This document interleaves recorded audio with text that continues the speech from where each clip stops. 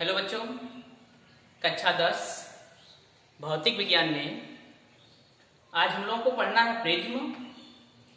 और प्रिज्म से प्रकाश का अपवर्तन किस प्रकार होता है, प्रिज्म कोण, न्यूनतम विचलन कोण, इन सब के बारे में आज पढ़ना है हमें। देखिए, सबसे पहले देखिए प्रिज्म क्या होता है। तो प्रिज्म की परिभाषा अगर हमें देनी हो तो हम लोग बोलेंगे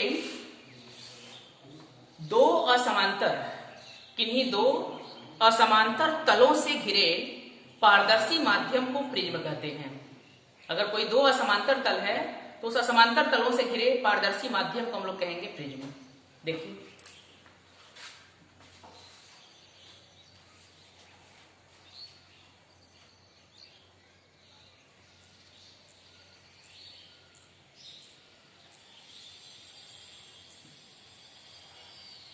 ये मान लीजिए आपका प्रिज्म है। अब हमें देखना है कि इस प्रिज्म से अपवर्तन कैसे होता है।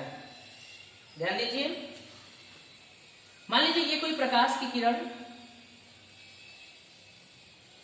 इस प्रिज्म पर आपतित हुई, और आप लोग जानते हैं, अपवर्तन में पढ़े हैं कि इस बिंदु पर अगर हम कोई लंब डालते हैं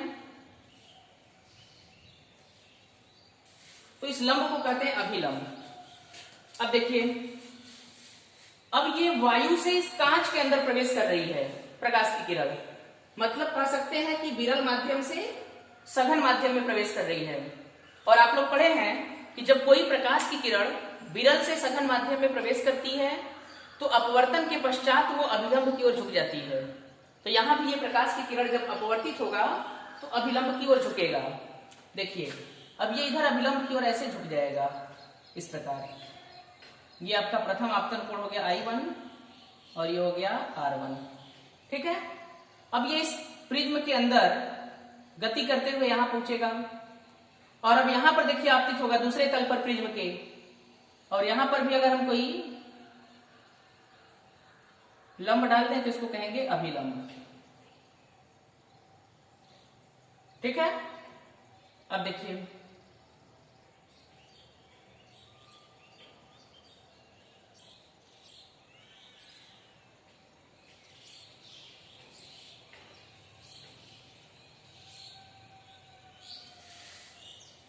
ये हो गया अभिलंब। अब यहां से प्रकाश की किरण सघन से विरल माध्यम में जाएगी। अभी तक ये कांच में चल रही थी यानी सघन माध्यम में, अब इसके बाहर निकलेगी तो सघन से विरल में जाएगी। और जब प्रकाश की किरण सघन से विरल में जाती है तो अपवर्तन के पश्चात वो अभिलंब से दूर हटती है। तो इस बार जब ये अपवर्तित होगी तो अभिलंब से दूर हटेगी ऐसे। ठीक है, और यहां पे होगा ये I2 और ये R2। ठीक है, दो बार अपवर्तन हुआ इसका। अब जरा ध्यान दीजिए, ये आपका अगर ये प्रिज्म न होता तो ये मुख्य प्रकाश की किरण थी, ये सीधे अपने मार्ग पे जाती है ऐसे, ये सीधे अपने मार्ग पर ऐसे जाती है डायरेक्ट सीधा। लेकिन दो बार अपवर्तन हुआ, एक इस तल पर हुआ, एक इस तल पर। दो बार अपवर्तन होने के बाद आपकी प्रकाश की किरण इधर की ओर घूम गई। जा तो रही थी इस डायरेक्शन में ऐसे, लेकिन घूम गई इस डायरेक्शन में। यानी अगर हम देखें, इसको पीछे की ओर सीधा मिलाएं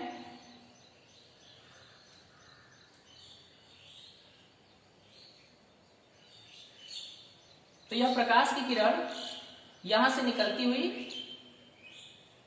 प्रतीत हो रही है सीधे।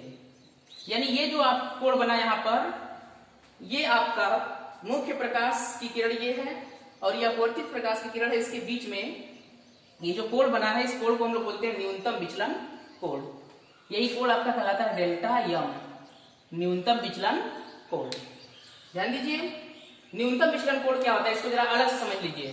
जैसे ये मुख्य प्रकाश की किरण है, ये जा रही है मुख्य प्रकाश की किरण।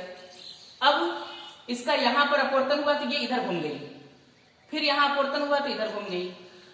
यानी दो बार अपवर्तित होने के बाद ये देखिए इस डायरेक्शन में जाने लगी, यानी इस डायरेक्शन में ऐसे।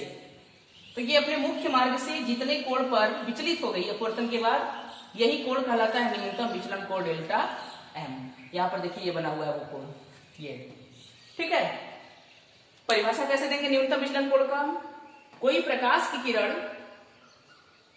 अपवर्तन प्रिज्म से अपवर्तन के पश्चात अपने मुख्य मार्ग से जितने कोण पर अपवर्तित होती है या जितने कोण पर विचलित हो जाती है उसे हम लोग कहते हैं न्यूनतम विचलन कोण, डेल्टा एम।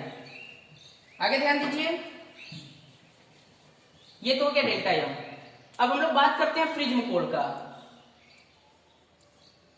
प्रिज्म कोण, इसको हम लोग व्यक्त करते हैं ए से। देखिए, प्रिज्म में 3 तल होते हैं, एक ये तल, एक ये तल, एक ये तल। लेकिन अपवर्तन की क्रिया प्रिज्म के 2 तलों पर होती है कम से कम। जैसे यहां आप देख रहे हैं, एक अपवर्तन की क्रिया इस तल पर हुई है यहां पर, दूसरी अपवर्तन इस तल पर हुई है यहां पर। तो जिन 2 तलों पर अपवर्तन होता है उन तलों के बीच जो बनने वाला ये कोण होता है इसको हम लोग बोलते हैं प्रिज्म कोण ए।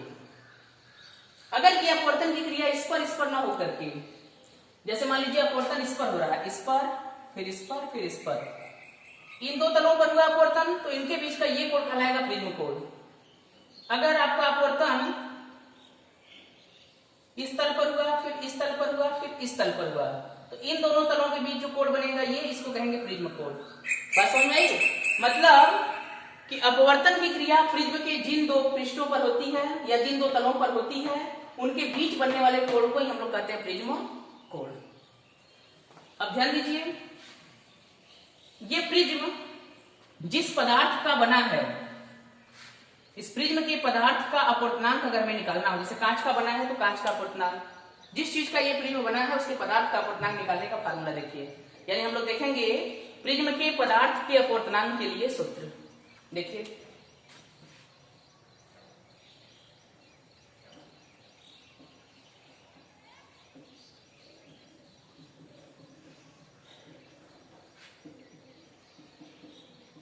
सूत्र, ठीक है, इसका सूत्र होता है n बराबर sine a plus delta m बटे 2, फिर पूरा के बटे हो जाएगा साइन a बटे 2।